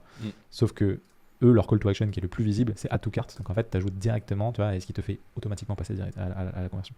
Donc moi, je trouve que c'est plutôt bien exécuté. Je sais pas ce que t'en penses. Bon, alors ça, c'est pas ouf par contre, le truc, mais. 3,7, c'était pas ouf. Après, la promesse est forte. Hein. La promesse est forte. Un gros problème quand t'entends des choses. Quand tu dors avec cette réveil, t'as envie de résoudre ce problème, et s'il est pas résolu, bon, tu fais un peu la gueule, quoi. Et c'est quand même une alternative, faut se le rappeler, qui est genre 20 fois plus cher que ce que tu trouves en pharmacie, tu vois. Ouais. Les plugs pour les oreilles de base, ça coûte 2-3 €, et ils ont réussi à en faire un produit qui coûte 30 voire 50 € pour certains produits. La marge qu'ils doivent faire, elle est assez impressionnante. Et si on continue la LP, donc tu as 7 millions encore de la preuve sociale. Pareil, là ils ont mis des UGC un peu qui expliquent voilà, comment ça fonctionne. Ça, je trouve ça très très bien et extrêmement recommandé parce qu'en fait, ça te montre plein de personnes et plein d'angles différents, plein de manières différentes de comprendre comment fonctionne le produit. Donc là, il y a une démo produit. Ce qu'il y a dedans, là, c'est une personne il y a un guide de comment l'utiliser. Là, tu as quelqu'un qui le reçoit. Qui explique ce qu'il en fait au quotidien, etc. Et donc ça, c'est trop bien parce que ça te projette en situation et il y a, c'est sûr, au moins un de ces use cases qui, toi, en tant qu'acheteur, te correspond. Et donc, si tu as encore une objection, bah, il la lève. C'est vrai que si tu regardes, il y a quand même très peu de texte au global et Ouais. c'est beaucoup aidé par du visuel sur cette landing page. Mais c'est vrai que tu as un côté un peu Apple, hein, dans le style très épuré, peu de texte, des gros titres, très espacé, le produit qui est un peu sublimé. Enfin, je suis assez d'accord. Et après, tu as les classiques, hein, Us versus Others. Bah, tiens, en parlant des ce que tu as en pharmacie, c'est ici. Exactement. C'est des trucs qui donnent vraiment pas envie. Vraiment, ça t'as pas envie de l'avoir dans le. Ils l'ont pas respecté. Donc ouais, franchement, pas mal. Je vais m'arrêter là, je pense, pour l'analyse, parce qu'après, ils ont d'autres trucs. Bon, il y a la homepage, ils renvoient quand même du trafic. Il y avait les bundles aussi qu'on voyait tout à l'heure. Je sais plus où elle est. Voilà. Et en termes d'offres, alors ce qui est assez intéressant, c'est qu'il n'y a pas forcément une analyse très profonde à faire sur l'offre, parce qu'en fait, c'est un monoproduit. Donc la seule offre qu'ils ont, qu'on a pu voir tout à l'heure, c'est les bundles. Les bundles, on voit qu'ils en font plusieurs et qui, encore une fois, ils les rentrent par use case. Donc tu vois, genre Festival Bundle, Daily Calm Bundle. Là, on a par exemple Tomorrowland, il doit avoir une collab un peu Tu vois, spéciale. tout à l'heure, on se demandait s'ils faisaient un peu de pub à l'extérieur. Ils ont quand même un partenariat avec la F1, là, si je dis pas de bêtises, si tu descends un peu. McLaren F1 Bundle. Ouais, tu vois, l'équipe McLaren F1. Je sais pas s'il y a des personnalités, descends un peu voir sur la. Alors j'avoue, je connais pas les gens de la F1. Je crois Et pas. peut-être, tu vois, ils ont aussi surfé un peu sur cette autorité-là, à voir. En tout cas. Et un dernier point que je voulais checker, moi, en fait, c'est la cohérence. Parce qu'en fait, il y a vraiment un truc que les gens sous-estiment quand ils font de la pub. C'est est-ce qu'il y a une cohérence entre ce que tu vois dans ta publicité et ce que tu vois quand tu arrives sur le site. Et donc, même s'ils ont des pages qui sont extrêmement bien pensées, si en gros tu mets une pub qui te parle, je sais pas, du bruit en festival et de pourquoi en gros ça t'explose les tympans d'avoir des décibels et que derrière tu as juste une page produit qui reprend pas la continuité, bah, potentiellement ça perd un peu de sa cohérence et tu risques d'avoir des personnes qui drop. Donc je suis chaud de regarder vite fait 2-3 pages, tu vois, par exemple Terror of County Chips, ah oui, tu vois, publicité pour le sommeil. Si on zoome un peu, là, ok. voir s'il renvoie bien sur une LP sommeil. On va regarder qu'est-ce que ça sommeil. dit. Ah bah tu vois là il renvoie vers la homepage. Par contre, homepage avec le quiz en numéro 1 et après t'as quoi, ouais, alors c'est intéressant, peut-être qu'ils font des tests. On va voir, mais on va essayer de regarder une autre. Donc ça, c'est, je pense, pour les télétravailleurs. Ça renvoie vers ça. Et du coup, on va regarder si là-dedans, il y a... La congruence, elle est pas ouf. Hein, la pop-up. La pop-up est là. Bien, un peu intrusive. Je pense que... En fait, ça, c'est dommage. La pop-up, elle est pas extrêmement bien faite. Alors, tu vois, on allait s'arrêter sur c'est parfait, mais il y a des trucs quand même à redire. Parce qu'en fait, déjà le design, c'est pas ouf. On voit pas tout le produit. Et moi, je sais pas what's in it for me, tu vois. Pourquoi je clique, en fait. Genre, exclusive gift, ok, mais est-ce que c'est genre 1% de réduction? Est-ce que c'est genre juste tu me dis bravo? Enfin, tu vois. Donc, moi, en fait, je suis tenté de dire non. C'est dommage parce que tu aurais pu choper mon mail, tu vois. Mais là, pareil, ouais, je suis d'accord. Le plus dommage, c'est qu'il n'y ait pas de listicle. Moi, sur une pub comme ça, j'aurais vraiment vu un listicle, quoi. Donc là, c'est le partenaire qui ronfle. Ouais, ok. Et du coup, on arrive sur la LP. Ok, bon, ça passe. C'est un peu la LP pour tout. Mais je pense qu'ils ont forcément des LP faites pour le sommeil. Et après, tu me diras, ça se trouve, peut-être ça convertit moins bien pour eux. Ouais, tu vois, c'est dommage parce qu'ils vont pas jusqu'au bout de l'exercice. Ils ont des très bonnes ads, ils ont des très bonnes LP, mais il n'y a pas un taf d'ultra personnalisation, ultra segmentation du funnel. Tu vois, on va essayer de regarder une dernière, peut-être un autre use case. Encore un truc là sur le sommeil. Ouais, non, tu vois, ils reviennent sur la LP de base. Bon, après, un de leurs best-sellers, ça reste le Loop Dream, mais bon. Ouais, je suis d'accord. Je m'attendais à un peu déçu là, les copains de chez Loop. Je m'attendais à mieux. C'est un Loop Dream, si on leur donne une dernière chance. Non, toujours pas. Bon, toujours écoute, ils veulent pas, c'est comme ça. Ils veulent pas. Après, grosso modo, franchement, à part ce petit point de cohérence entre les ads et les LP, il y a quand même de la diversité, il y a quand même une expérience utilisateur qui est bonne, surtout avec ce qu'ils ont répliqué, l'expérience un peu magasin, tout ça. Je trouve que c'est bien opti le site, ça convertit bien. Moi, franchement, je sais pas ce que t'en penses, mais je leur mets un petit 8 sur 10, tu vois. Ouais, carrément. 8 sur 10, je suis d'accord. Et tu m'as pas dit d'ailleurs, tu leur mets combien toi en créa? C'est vrai que j'ai pas dit. En créa, honnêtement, alors j'étais un peu déçu par les premières ads qu'on a vues avec beaucoup de spend, très focus sur le bottom funnel, tu vois. Alors que ce que je vois moi, au global quand je tombe sur la publicité, c'est plutôt des publicités qui sont très diversifiées, avec plein de personnages différents. Mais comme tu l'as vu quand on a creusé un petit peu là sur la bibliothèque publicitaire et sur les dernières publicités lancées, c'est quand même vachement bien diversifié, que ce soit sur les personas, les angles et les concepts. Donc je pense que je donnerais un bon petit 9, un bon gros 9 même pour la partie créa. La seule chose qui serait améliorée selon moi, c'est peut-être un peu plus de top funnel éducatif. Arriver à essayer de spend un peu plus dessus. Ce qui nous fait un 9 sur 10 en strat d'acquisition, 9 sur 10 créa, 8 sur 10 CRO, on est à 26 divisé par 3. Ils font quand même un 8,7 sur 10 en tant que jury officiel de la stratégie d'acquisition des marques mondiales. c'est quand même pas trop mal. Non, Après, franchement, quand tu regardes, attends, ils ont fait quoi comme croissance là? Si on check un peu sur internet. ah bah ils ont 10 ans, c'est donc quoi ils ont 2016. Donc 2016, 0 to 126 millions, c'est déjà solide en e-com. Hein. Ouais, 2016 en 10 ans, 100 millions. Ouais, c'est pas mal. C'est pas mal. Franchement, c'est pas mal. Hein. C'est pas mal. Et c'est Et une marque qui fait pratiquement toute sa croissance via Meta, via les réseaux sociaux. Donc, c'est pas étonnant finalement, tu vois, qu'ils maîtrisent aussi bien cette partie-là. Et avec des ratios de rentabilité qui sont pas dégueux. Hein. Tu vois, un MER Ouais. de 5-6, en fonction de s'ils font du magasin ou pas, bah, ils en ont encore Surtout soupé. avec Hein, un panier moyen aussi faible en plus. Franchement, c'est costaud. Ouais, non, franchement, bravo. Ok, bon, je te propose, Nicène, qu'on enchaîne avec la deuxième marque, qui pour le coup, cette fois, on retourne en France avec Nali.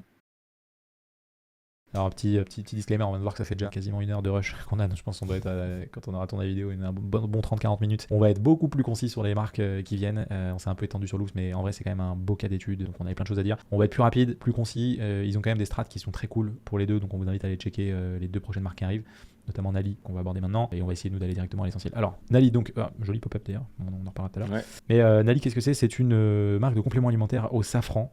Donc c'est les premiers en France à avoir popularisé un peu le safran, notamment pour le bien-être. Ils sont passés, donc en gros c'est des trucs qui permettent de réduire, si on regarde un peu les produits. Ils ont développé une gamme qui est quand même assez bien étoffée hein, aujourd'hui. Hein. Ouais, Beaucoup de franchement choses. c'est pas mal. Hein. Il y a stress, humeur, fatigue, sommeil, enfant, beauté, santé féminine. Il y a pas mal de use cases aussi. Ils ont tout un sujet sur les bienfaits du safran, la safranothérapie. C'est une belle DNVB bien nichée comme on aime. Et pour le coup, qui s'est bien développé puisque ils ont fait un gros bump là cette année. Je crois qu'ils sont créés il y a 4 ans. Et là, ils font entre 12 et 15 millions en 2025, ce qui est quand même joli en France, quasiment que en France en plus. Et ils sont passés sur Qui veut être mon associé d'ailleurs l'année dernière avec des fondateurs qui sont très présents derrière la marque. On les salue s'ils regardent cette vidéo. On aime beaucoup ce que vous faites. Et donc voilà, on va rentrer un peu dans le détail. Donc Nali, ah bah tiens, deuxième pop-up. Comme quoi. Je vais commencer avec la Les partie Français sont acquisition. plus forts que Les Français sont plus forts que les... Ou peut-être j'ai cut tous les trucs de loop. Ouais, Et, possible. si on regarde la strat d'acquisition, donc on va retourner sur TrendTrack. Hop, notre outil favori pour faire de la veille. Donc on est sur Nali. Nali, on voit déjà qu'en termes de volume, c'est pas la même chose. On est sur 76 publicités actives. D'ailleurs, ils diffusent quasiment que en France, 96% en France, 4% en Belgique. Donc on est... c'est beau, hein, parce que 12-15 millions sur un marché local, c'est pas tout le monde qui fait ça. Je sais qu'ils distribuent en pharmacie aussi, donc c'est pas que du online, mais quand même. Et en termes de spend Meta, si on regarde, donc il y a 1,4 million à l'année, ce qui fait grosso modo pareil, ils doivent être à 80% sur Meta. Alors j'ai pas les chiffres, mais connaissant un peu la marque de loin, je pense que ça doit être ça. Ils doivent peut-être faire 1,7 million par an au global.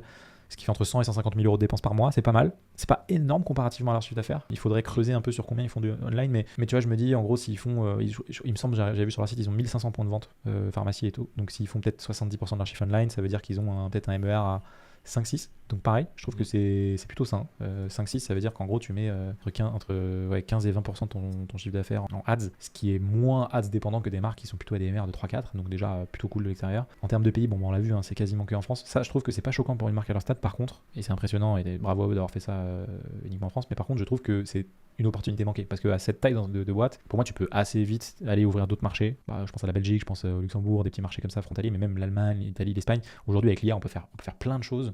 Et je pense qu'ils sont en capacité de shipper en Europe. Donc peut-être que c'est un choix stratégique, mais il y a un risque. Parce que du coup, en France, pareil, il suffit qu'il y ait une régulation ou un gros concurrent qui arrive, potentiellement leur business qui a l'air d'être quand même bien porté par Meta, potentiellement il peut battre un peu de l'aile. En termes de mix créa, ils sont aussi pas mal sur le DCO, décidément. C'est la mode en ce moment. Mais moins dépendant que Loop. Et on voit qu'ils ont en gros 46% de vidéo, 10%. Moi je trouve que c'est très bien très bon signe quand on a de la vidéo. Ça veut dire qu'ils font de l'acquisition et du top funnel. Enfin, c'est un peu raccourci, mais généralement, c'est plus par la vidéo qu'on va faire des découvertes de marques que par le statique, par ton contrôle Nielsen. Et en termes de volume lancé, là, on a toutes les datas. Donc, ils ont créé le compte il y a 5 ans. Ils ont lancé 8500 ads. Et en ce moment, c'est ça qui est intéressant. Si on regarde, ils tournent, il y a une grosse accélération. Ils tournent entre, voilà, on est à 700, 200, 500, 300, 1000. Entre 300 et 500 par mois, grosso modo. Ce qui est pas mal pour le volume de spend. Hein. Parce que si on est à 100-150 000 euros par mois, si tu testes entre 300 et 500 créas, alors la déclinaison et tout, sur un seul marché, c'est quand même solide. Peut-être même trop d'ailleurs, en interrogation. Et en termes d'allocation budgétaire, bon, pareil, gros pic sur novembre. Là, c'est marrant, il y a vraiment une montée en puissance sur Q4. Après, ça redescend en décembre. Et là, du coup, ils reviennent sur des normes un peu. Donc, c'est bien épousé. Avec la CESO, c'est pas mal. Je vois qu'il y a quelques partnership ads aussi, avec des créateurs notamment. Et whitelisting, ouais. Ouais, les whitelisting, c'est pas mal. Hein. Ils ont l'air un peu plus aboutis que. Ils ont quasiment autant que ce qu'il y avait sur Loop, alors qu'ils font 10 fois moins de spend. Donc ça, c'est pas mal. Et en termes de diversité de funnels, on va voir ce que ça donne. Est-ce qu'ils ont plusieurs landing pages? On va faire plus simple, on va regarder ici sur les top landing pages. Hop. Ouais, c'est de la page produit en fait. Il y a quasiment que ça. Ouais, et les packs 3 mois. Ouais, il y a une inscription VIP là. C'est French Days, ça. Ouais, c'est intéressant. Ils ont fait des LP pour QVMA. pour des cures. Ils ont essayé de vendre des cures. Ouais, donc il y a un peu de diversité, mais c'est quand même très très produit. Il n'y a pas de grosses LP, il n'y a pas de top funnel, il n'y a pas de. Peut-être que les pages produits fonctionnent mieux chez eux. En tout cas, ça pourrait valoir le coup, je pense, au vu du volume d'ads qu'ils envoient, d'aller tester peut-être d'autres typologies de pages. Donc, je sais pas ce que tu en penses. Moi, je trouve que grosso modo, ça envoie plutôt des bons signaux. Je dirais juste que c'est peut-être un peu trop dépendant à un seul marché. Et je trouve qu'au vu de leur e-com, c'est pas non plus extrêmement agressif en spend versus le nombre ads. Ils pourraient aller un petit peu plus loin. Mais on va pas cracher dans la soupe, c'est quand même pas mal. Donc, moi, je mettrais un solide 7-8 sur 10 quand même sur cette marque-là. Je sais pas ce que tu en penses. Ouais, c'est très solide. Hein. Ça fait partie des plus belles DNVB françaises. On sent que c'est bien maîtrisé. Peut-être à développer sur la partie landing page, en effet. Surtout qu'on le verra sur la partie ads, il faut quand même beaucoup de top funnel. Et donc, pour des gens qui découvrent la marque, c'est peut-être un peu trop brutal, tu vois, de retomber direct sur une page produit. Je verrais bien de l'advertorial autour du safran ou des listicles avec 5 raisons d'utiliser du safran pour les différents cas d'usage, les différentes problématiques, etc. Mais au global, ouais, très solide. En parlant de créa, je t'invite à prendre la suite. Du coup, sur la partie créa, donc un petit peu moins s'étendre que tout à l'heure, mais globalement, on garde le même spectre d'analyse. Donc, on va aller checker un petit peu quels sont les personas qui sont visés, quels sont les angles qu'ils testent sur le compte publicitaire et c'est quoi les concepts qu'ils utilisent au global. Pareil que tout à l'heure, on va trier par spend pour s'intéresser plutôt aux publicités qui ont beaucoup dépensé sur le compte. Et on va voir d'ailleurs, déjà dans un premier temps, sur quel persona ils visent ces publicités-là. Vous avez un enfant qui agit sans réfléchir, qui a du mal à contrôler ses émotions et qui est constamment en mouvement. Bon, là, on est clairement sur la maman d'un enfant TDAH. Donc, c'est un premier persona qu'on vise d'ailleurs très bien. Ça, c'est ce que le stress fait à votre cerveau. Le cortisol, l'hormone du stress, ça Là, je crois qu'on a un bon petit banger en top funnel. Ouais, c'est pas mal ça. Ça m'a l'air très très très bien. On vise plutôt large le stress. Il y a beaucoup de personnes qui sont stressées et du coup les effets qui arrivent à cause du stress, la perte de cheveux, etc. Les différentes personnes peuvent se ressentir dans cette publicité, donc c'est intéressant. Je pense qu'on va pouvoir la creuser un petit peu celle-ci. Mais du coup on vise un deuxième personnage, donc la personne stressée. Je pense qu'il y a une grosse partie de la population française. Moi, je suis beaucoup sur les réseaux sociaux. J'avais déjà repéré le produit. J'avais déjà envie de suivre mon instinct. Bon, là on n'a pas de persona précis, mais on est plutôt sur de la montée de preuve sociale, quoi. On a une personnalité très connue sur les réseaux et à la télé qui vient monter un petit peu la faume autour du produit. Donc c'est intéressant. Il y a encore pas mal de ads qui vont être mon associé un an plus tard tout de même. Peut-être parce qu'on sort de la période là aussi. Bah, je pense que c'est ça. À mon avis, ils ont réappuyé dessus pas mal sur ces derniers mois puisque les gens regardent. POV, ton enfant a TDAH. Donc là, le parent d'enfant TDAH. Gros personnel le TDAH. La solution pour le TDAH Ouais, mais je pense que c'est un problème très émotionnel pour les mamans. Enfin, je suis sûr. Donc ils les mettent pas mal en Quand avant. vous avez un professeur qui vous dit en 1 heure. Ah, pareil, je pense qu'on est encore sur la même chose. Là, on est sur le stress. Là, on a un peu d'autorité. Tu achètes ton magnésium en pharmacie, de grosses gélules à 10 € et tu te demandes encore pourquoi tu... Là, l'angle prix. Il y a de la diversité quand même, il chauffe, c'est cool. Ouais, franchement, c'est vachement diversifié au global. Alors, en termes de personas, du coup, on va avoir quand même pas mal de personnages différents. Hein. En vrai, si on regarde, tu as du coup les personnes stressées, tu as les parents d'enfants qui ont du TDAH. Je crois qu'ils font des publicités, alors là, je le vois pas, mais autour de la perte de cheveux, donc du coup, qui est liée au stress. Je sais pas si on va trouver une publicité comme ça, mais j'en ai déjà vu passer. Donc au global, c'est quand même assez bien diversifié en termes de personas. En termes d'angle publicitaire, honnêtement, ça me paraît à première vue mieux que ce qu'on a vu avec Loop juste avant, puisqu'on a plusieurs angles différents. On a de la preuve sociale massive là, avec les passages QVMA. On a des problèmes / du storytelling avec les différentes mamans qui vont témoigner sur les produits. On a du bottom funnel ici avec de la preuve sociale. Des gens qui vont faire des témoignages sur les produits. Ah, ils se chauffent vraiment. Hein. Là, c'est un appel client. Ça peut être intéressant à regarder ça aussi tout à l'heure. Bonjour Maël, je suis Nadir, je suis l'un des cofondateurs de Naali. Vous êtes l'un de nos clients les plus fidèles. Là, du bottom funnel avec des angles, j'imagine, sur les témoignages. Franchement, ça me paraît plutôt clean. On a de la réponse aux objections. Donc, tu vois, pour le bottom funnel aussi. Comme si deux gummies Le hook est très stylé. de safran pouvaient enlever le stress, non mais n'importe quoi. En plus, on a une personne qui, je pense, fait très bonne figure d'autorité avec une Blouse bonne blanche. vieille petite veste, une bonne vieille blouse blanche. Et tu la revois tout à droite, il y a écrit thérapie en haut, là. J'adore. Où ça? Ah oui, Thérapie, thérapie, tu vois, c'est les petits détails qui comptent. Non, franchement, ça m'a l'air très diversifié en termes de concept. Alors là, je pense que c'est une masterclass. Hein. Ouais, on a de franchement, l'UGC classique, on a du concept un peu iProd, très très visuel et très éducatif. On a du passage TV, on a du concept très organique, réponse story. On a du concept avec de l'autorité ici, des témoignages très bruts en UGC. Honnêtement, je sais pas ce que t'en penses, Étienne, mais je trouve que c'est une petite masterclass en termes de bonne combinaison de personas différents, angles différents, concepts différents, il y a tout ce qu'il faut sur le compte, quoi. Ça me fait plaisir de voir ça sur du e-com français parce qu'à chaque fois on va regarder côté US ce qui se passe et là on n'a pas à rougir. Non, franchement, bravo à je sais pas qui est derrière le market de cette marque, mais solide, ça fait plaisir. Ouais, c'est très très solide et je trouve que les fondateurs incarnent super bien la marque aussi. Ça, c'est quelque chose qui marche vachement bien en France et ils le font vachement bien, quoi. Tu vois, il est partout sur les publicités. Et là, il est là, il est là, il est là aussi. Il est dans les publicités QVMA aussi. Là, on a l'autre fondateur qui est présent ici aussi. Non, franchement, c'est une belle masterclass que nous fait Naali. Si tu veux, Étienne, on peut creuser peut-être juste cette publicité parce que je pense qu'elle est vraiment très bien. On va essayer de la décortiquer un peu, quoi. Ça, c'est ce que le stress fait à votre cerveau.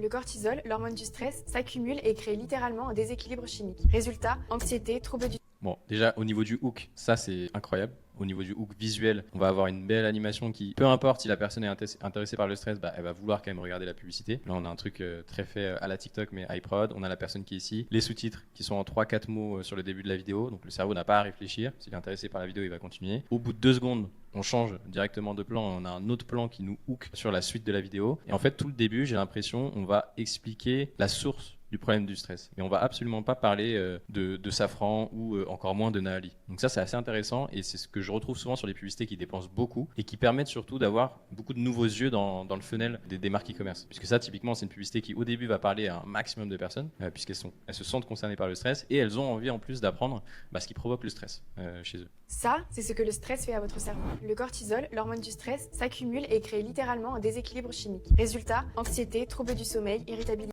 C'est magnifique. Donc déjà, là, on capte l'attention avec une problématique qui est très large, on l'explique et on l'agite un petit peu et on essaye de capter les personas qui seraient potentiellement intéressés par les produits que vendent Naali en labellisant directement leur problématique ici. Donc l'anxiété, les troubles du sommeil, etc. Mais savez-vous ce qui peut bloquer cette cascade de stress? Cette petite merveille. Le safran, l'épice la plus Là, ça y est, on introduit, alors pas le produit, mais la solution. Ouais, la molécule. Le mécanisme derrière, ce qui peut contrer le stress, quoi. chère du monde. Mais ce n'est pas son prix qui nous intéresse, c'est ce qu'il contient. Le safran contient 3 molécules exceptionnelles, la crocine, le safranal et la picrocrocine. Là, vraiment, avant de mettre en avant le produit, on convainc déjà les gens que le safran peut aider pour les problèmes de stress. Voyons comment ils agissent dans votre cerveau. Quand vous êtes stressé, votre cerveau est en déséquilibre. La sérotonine, l'hormone du bonheur, est à son plus bas. Regardez ce qui se passe quand on ajoute le safran. La crocine et le safranal agissent comme des régulateurs naturels. D'abord, ils augmentent la disponibilité de sérotonine. C'est masterclass, là, je me croirais sur... Mince, comment ça s'appelait? Le truc avec le petit camion, là. C'est pas sorcier. c'est pas sorcier. Non, c'est bien. J'aime bien, en plus, avec la musique un peu dramatique derrière. T'as l'impression d'apprendre... En vrai, c'est même un reel que tu pourrais scroller en organique, tu vois. Ouais, 100%. Ça fait un peu vidéo brute, tu sais, les vidéos éducatives un peu à la brute, mini-reportage. Franchement, c'est vachement bien fait. Il y a un truc, c'est que la vidéo est super bien produite, donc il y a quand même un transfert de crédibilité qui se fait vers la marque. Si la marque pond une publicité comme ça, tu dis que leur safran doit être sérieux. Là, le safran qui sort, je sais pas vous, mais quand je le vois, ça me paraît très premium, la manière dont il est mis en avant. Il est beau, il est bien filmé, il est bien éclairé. Donc non, franchement, c'est une bonne publicité top funnel. Et après, je pense que sur la suite, si on ne fait pas tout... Donc là, mettre en avant la dose dont les gens auraient besoin pour prendre le produit. Elle va projeter les gens sur les bénéfices. Donc là, on a une belle timeline de jour 1, jour 7, quelques semaines après, comment je vais me sentir si je prends du safran. C'est énorme, t'es déjà à 1 minute 11, t'as toujours pas parlé du produit. C'est ouf. Et là, chez Naali, là, 1 minute 16. 1 minute 16 et on met en avant le produit. Et là, elle va même pas mettre en avant le produit. Ouais, elle va d'abord tout le procédé, comment ils le font, tout ça. Répondre aux objections. Elle va réassurer sur les technologies brevetées. Elle va mettre un maximum de preuves. Elle va faire un petit rappel sur la dose dont on a besoin pour avoir scientifiquement des effets sur le corps. Et juste à la fin, pharmacie ou naali.fr. Franchement solide, hein. Bravo, elle est magnifique. Magnifique, très très bonne publicité. Ouais. Je sais pas depuis combien de temps elle tourne, mais en tout cas, elle a bien imprimé ces derniers temps. Donc un grand bravo à Naali pour cette publicité ou ceux qui sont à l'origine de cette pub, mais elle est absolument incroyable. Juste avant qu'on switch sur la première marque, je voulais vous passer quelques pubs qui je pense peuvent être assez intéressantes à reproduire ou à s'en inspirer pour vos marques. Ça, c'est ce que vous faites quand vous tentez de mettre fin à la chute de vos cheveux, sans vous attaquer aux différentes causes de la chute. La chute est... Donc là pareil, on attaque le problème de la perte de cheveux dès le départ et on l'image avec un visuel qui garde bien l'attention sur le début. On a des concepts nous qui fonctionnent très bien de ce type-là. En fait, on a 3 verres devant nous et on va dire si tu as X problème, prends telle molécule. Si tu as X problème, prends telle molécule et à chaque fois on va la mettre de manière visuelle dans les différents verres. Et donc ce type de hook en général ça fonctionne bien parce que ça vous permet de mettre en avant la problématique et donc de targeter le persona que vous voulez viser avec votre publicité et de la retenir un petit peu visuellement puisque là on a envie de savoir ce qui se passe. Est-ce que l'eau va couler sur lui? Est-ce que le verre va se remplir? C'est un peu de inconscient, mais ça fonctionne bien. Mâchoire serrée, trapèze tendu, sommeil agité, tu devras essayer le safran et magnésium. Alors celle-ci, pourquoi je l'ai mis? Parce que je trouve qu'elle donne un très bon exemple de ce qu'on peut faire comme variante de hook avec Andromeda. Je mettrais à ma main coupée pour dire que de base c'était un UGC tout ce qu'il y a de plus classique, comme ça, qui commençait de cette manière. Numéro 1, c'est dans ta tête, il faut juste apprendre à te détendre. Mais qu'ils ont fait plusieurs variantes de hook différentes avec de l'IA et différents plans B-roll sur les débuts. Et donc ça, c'est un très très bon moyen de pas remplacer juste un hook textuel au début, mais de faire une introduction qui est différente et donc de viser plusieurs personnages différents.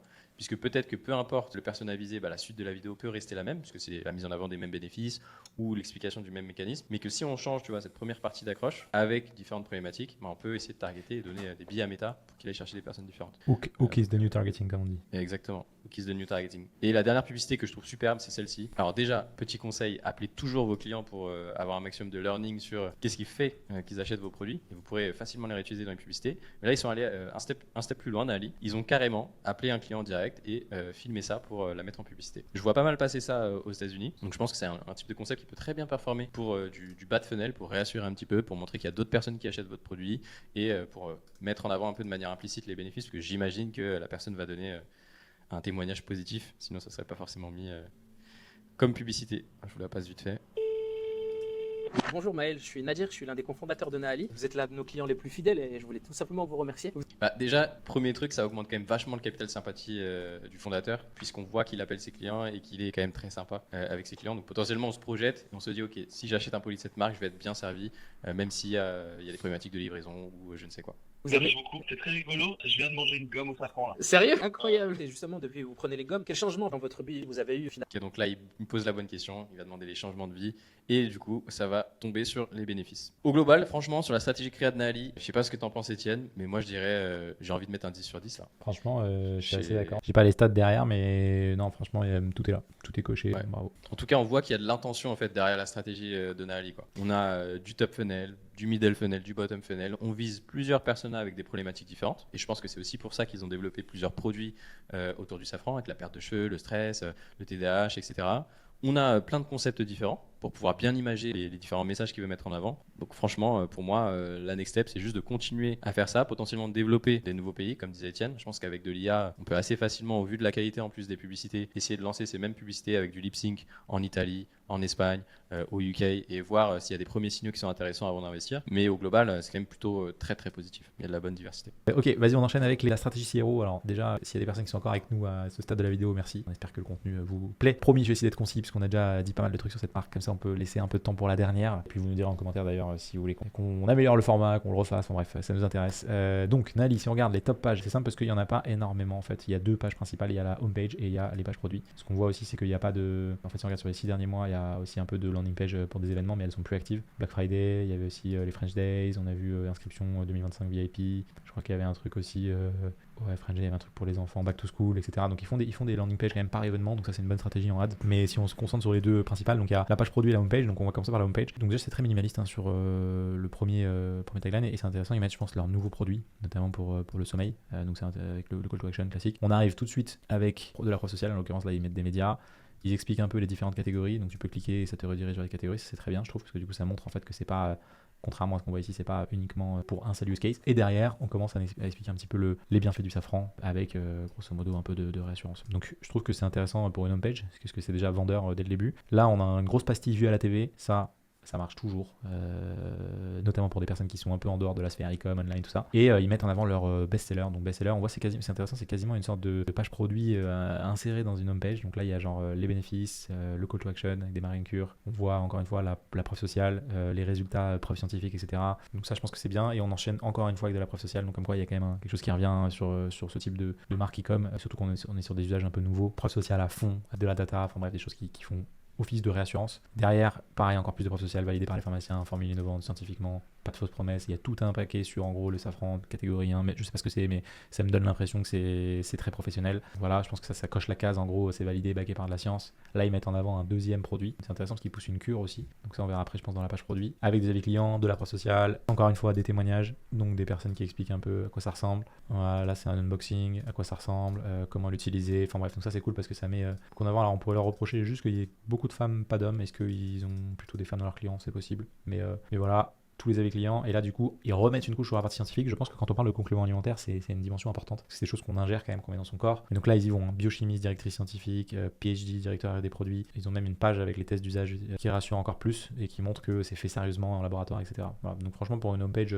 c'est cool, c'est pas mal, et je pense que ça fait le taf d'aller rediriger vers les catégories et d'orienter l'utilisateur et de le rassurer. Et si on regarde les pages produits, elles sont toutes, alors déjà une petite pop-up, c'est sympa, et là je trouve ça bien parce que la pop-up elle est claire. Vous venez de débloquer une remise de 40%, donc moi j'ai tout de suite envie de me dire ok trop bien, et juste pour en profiter, il faut d'abord que je coche un peu ce qui m'amène. Donc en l'occurrence si j'ai vu une pub, peut-être que je sais pas, j'ai de la fatigue mentale, hop je débloque ma réduction, je mets mon mail, et comme ça ils peuvent m'embaser et m'envoyer des CRM derrière, c'est très bien. Et sur les pages produits, elles sont toutes construites de la même manière. C'est intéressant parce qu'il y a la pastille vue à la TV, le produit montré en exemple avec les bénéfices, donc porté, à quoi ça ressemble, les gummies. En gros là il y a même un détail, ça c'est plutôt bien, ça explique un peu le parcours et comment ça va se dérouler si on achète le produit, la composition, information. Donc là c'est vraiment bien je trouve, parce que c'est presque une sorte de petit fascicule qu'on déroule avec tout ce qu'il faut savoir sur le produit et pas juste des photos du produit. Donc c'est très très très réassurant, très explicatif, c'est top. Je trouve que ça pour le coup c'est extrêmement bien fait. Preuve sociale encore une fois qui arrive ici, ils expliquent, là c'est marrant, ils l'ont mis sous forme un peu d'emoji, mais grosso modo les bénéfices, en gros à quoi ça sert ce truc, donc le best-seller. Et là on a directement des avis clients, donc ça c'est sympa. Là on a des ingrédients si on veut aller un peu plus loin,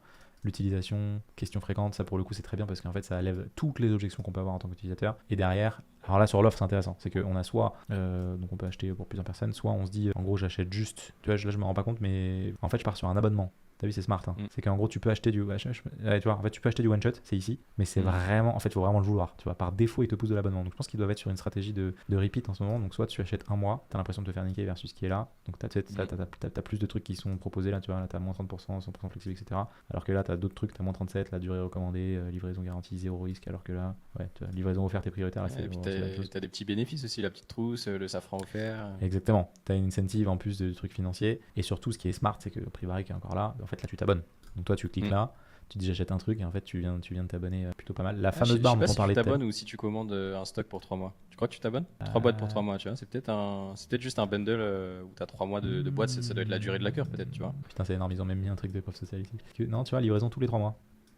Ah ouais, ok. Donc t'achètes 3 mois et en plus tu te fais livrer tous les 3 mois. Ouais c'est ça. Donc ça se trouve dans 3 mois tu vas te faire récupérer 151. Exactement, bon ça faut vérifier parce que ça se trouve, mais parce que tu vois là t'as la possibilité d'acheter en achat unique. Et là ils te mettent juste. T'as raison, on est bien sur un abonnement en fait. On est sur un abo, tu vois, ils poussent le truc. Et ce qui est intéressant par contre dans la manière dont c'est construit, c'est que donc déjà t'as un échantillon offert, tu peux ajouter ça, et c'est du coup ils ont cette fameuse barre. Donc en fait si je décoche des trucs là, j'enlève ça, là j'ai la livraison offerte. T'as pas de livraison et t'as pas d'échantillon gratuit aussi quoi. Exactement. Donc en fait ça m'incite à aller chercher des produits en plus. Et ils me proposent en gros des produits qui viennent matcher ça. Donc tu vois, ajouter magnésium, là je vais avoir l'échantillon gratuit, hop. Alors je trouve que c'est pas extrêmement puissant l'échantillon, sachant qu'ils m'ont déjà offert une trousse, etc. Mais c'est cool, plus t'achètes, plus t'as de cadeaux, c'est trop bien, tu vois. T'as l'impression d'avoir. Enfin bref, tout ça c'est plutôt bien fait. Le passer ma commande sur à la fin, plus de 100 000 vies changées, preuve sociale, c'est rare d'en voir ici, je trouve ça cool. Mais je trouve un des trucs les plus smart, c'est que tu commandes 3 mois de produits, donc t'as ta cure complète, 90 jours. Ouais. Déjà, day one, ils augmentent le panier moyen. 100%. Et en plus, tu t'abonnes. Tu vois, c'est un double gain pour Naali, ce type de fonctionnement. C'est pas comme si tu t'abonnais sur un abonnement mensuel et tous les mois tu reçois ta commande. Tu t'abonnes mais sur un abonnement trimestriel, quoi. Donc ouais, franchement, l'offre elle est bien. Elle est bien travaillée, tu as encore la garantie 90 jours, ça, si faut rembourser, ça se fait beaucoup en e-com pour des marques qui sont sereins sur le produit. Les résultats, preuve sociale, bien fait, etc. Bon, bref, après c'est assez classique. Ah mais tu vois, il y a pas mal de trucs éducatifs sur comment ça se prend, etc. Vu que c'est des gummies, je pense que c'est un usage qui est un peu différent. FAQ, donc voilà. Page produit, non, franchement, extrêmement bien faite. Si ils envoient là-dessus, c'est que ça convertit. Je trouve que l'expérience utilisateur est bonne. Il y a tout ce qu'ils font en e-com, mais c'est pas cheap, tu vois. On oriente bien au bon endroit, c'est lisible, ça charge vite. Moi je trouve qu'en termes de CRO, le seul truc qu'on pourrait leur reprocher, c'est peut-être de pas avoir de landing page un peu plus top funnel éducative, mais listicle, tout ça, est-ce qu'ils en ont testé? Point d'interrogation. Mais grosso modo, pareil. En acquisition ad, masterclass, moi je mettrais un bon 9 sur 10. Tu vois. Ils maîtrisent quand même très bien leurs produits de base. Donc je pense qu'ils ont des références, tu vois, qui sont très bien développées, mais peut-être qu'on pourrait faire une recommandation sur tous les nouveaux produits qu'ils ont sortis. C'est vrai que finalement, quand on regarde la bibliothèque publicitaire et même ce qui se passe peut-être sur les landing pages, c'est peut-être des axes qui sont un petit peu moins travaillés. Donc je pense qu'en fait, ils ont toutes les bases, que ce soit sur Meta et sur les LP, mais peut-être qu'ils ont quelque chose à retravailler en termes de volume, je pense, particulièrement sur les ads et les landing pages qui sortent, mais sur les nouvelles références, pour aller chercher la même chose dessus, quoi. Ce qui nous fait du coup une moyenne à 27 divisé par 3, ça nous fait 9 sur 10, c'est bien, il passe devant les Loop. Il passe devant Airplugs, ça c'est bon ça. Le e-com français devant les US. Écoute, ils font 15 M sur le marché français, ils n'ont plus qu'à diversifier sur les différents marchés comme Loop, et puis ils ont une marque à 100 M. Bon, s'ils arrivent à exécuter ça, non, franchement, ils sont très bons. Well done l'équipe Naali. On enchaîne avec la troisième et dernière marque, donc on reste en France cette fois. Cette marque, elle s'appelle Exode. Qu'est-ce que c'est Exode? C'est le secret de beauté de Cléopâtre contre la transpiration. Grosso modo, c'est des cosmétiques à base de nigel, qui est une plante à huile qui a beaucoup de vertus, et notamment qui sont connus pour ses déodorants. Donc ils ont des déodorants, ensuite ils ont décliné sur des peaux sensibles. Ah, petit joli pop-up également. Des peaux sensibles, de la crème visage, etc. En chiffre d'affaires en 2025, c'est le fondateur qui a posté sur LinkedIn, ils ont fait 5 millions, majoritairement en ligne, et donc on va regarder dans le détail comment ça se passe sur Trendtrack. On voit déjà en premier lieu pareil qu'ils ont 154 ads actifs, ce qui est plus que Nali, et qu'on regarde en termes de dépenses par contre c'est moins. On est à 931 000 sur l'année, ce qui fait 1 million par an grosso modo, et donc si on prend peut-être avec 90% méta, parce que je sais qu'ils sont très méta, ils font peut-être 1,2 million, donc 100K par mois. En termes d'estimation de MER par contre là c'est un peu plus agressif, parce que si on fait 5 millions divisé par 1.2, ça fait en gros un MER de 4, donc ils mettent 25% de marché d'affaires dans les ads, c'est un peu plus agressif. Et après du coup si on regarde en termes de pays par contre on est encore que sur la France, donc on a pris des exemples de marques françaises qui sont encore je pense assez jeunes dans le sens où elles ont toutes les deux moins de 4-5 ans, donc je pense qu'elles sont déjà en train de péter le marché français et ensuite potentiellement à penser à s'exporter versus Loop qui est déjà bien présent sur d'autres pays. Donc moi ça me choque pas pour une marque de cette taille, tu vois, d'être encore que en France. Je pense que c'est même une connerie de commencer à ouvrir trop de marchés tout de suite tant que le marché n'est pas épuisé. Et Mixrea par contre là ce qui est intéressant c'est que on a beaucoup moins de DCO, ça me fait plaisir, on maîtrise, et beaucoup plus de vidéos. Donc on a 58% de vidéos, 37% de statique, donc on va chercher de l'acquisition, ça c'est très bien. En termes de pub, donc ce qu'on voit c'est qu'ils lancent disons une centaine de ads par mois, ce qui n'est pas énorme pour ce volume de spend, entre 3 et 4 fois moins que Nali. Après ça dépend du nombre de concepts évidemment, mais du coup j'ai l'impression qu'ils trouvent quand même plus de winners parce qu'ils en gardent 154 qui sont actifs, donc 2 fois plus que Nali. Donc ils testent moins, par contre peut-être soit ils trouvent des meilleurs winners, soit ils ont des perfs qui sont moins bonnes. Je sais pas, j'ai pas la vue sur le compte. En termes d'allocation budgétaire, bon bah je pense qu'on est pas mal, pareil on voit les courbes de toute façon sur ce type de e-com, pour moi il y a rarement de surprises là-dessus. Et en termes de diversité de funnel, alors on n'a pas vu par exemple Partnership Ads, par contre c'est très peu développé, il y a que 3 pubs si on regarde sur les 30 derniers jours, même 6 mois, 1 an, tu vois, ils le font très peu, c'est dommage parce que c'est un axe supplémentaire qu'on peut aller chercher du whitelisting. Ils le font pas et ils dépensent quasiment pas dessus, donc je pense que ça on peut aller le travailler un peu plus. Et côté landing page, là pareil, si on regarde sur les 6 derniers mois, on est principalement sur de la home page, de la page produit et ensuite des packs. Elle marche plus, mais du coup des packs, mais il n'y a pas de. Il y a une pack box un peu custom, mais grosso modo c'est assez classique quoi. Il n'y a pas vraiment de, y a pas de LP, pas de listicle, etc. Donc moi je dirais à chaud, ça a l'air quand même de pas mal envoyer, c'est un peu plus agressif en spend, mais un peu moins en testing que Nali. Pas beaucoup de partnerships, pas de grosse diversité de landing page, mais c'est quand même pas mal. Je mettrais un solide 7 sur 10. Bon, du coup sur la partie ads, alors c'est un peu différent des deux autres marques parce qu'on est moins sur un problem solver. Le déodorant c'est un produit que tout le monde utilise déjà, donc on n'a pas forcément en soi besoin de parler à plusieurs personas différents. L'idée c'est plutôt de démonter la concurrence et d'essayer de remplacer un peu les habitudes que les gens vont avoir. Ce qu'ils font très bien au global, c'est qu'ils capitalisent énormément sur le capital sympathie du fondateur et des employés. On va le voir, il y a les employés qui sont beaucoup mis en avant, avec un en particulier et le fondateur. Ça veut pas dire non plus qu'ils pourraient pas potentiellement diversifier un petit peu plus les angles avec les gens qui ont des irritations, les déodorants qui tiennent pas assez longtemps, ceux qui marchent pas, ceux qui sont pas bio, etc. Même si potentiellement c'est des angles qui marcheraient moins bien, je pense que ça pourrait être intéressant de les explorer et voir ce que ça donne sur le compte. Au niveau des angles, au global, sur Exode, on est beaucoup dans l'éducation et les caractéristiques produits. On va beaucoup parler du nigel et de son efficacité en tant que produit pour le déodorant naturel. Il n'y a pas énormément de storytelling sur la création de la marque, si je ne dis pas de bêtises, mais on est très en immersion avec les équipes et avec le fondateur d'Exode en lui-même. Donc je pense que c'est une partie qui fait quand même, mine de rien, le succès de Exode aujourd'hui. On a un petit peu d'IA ici.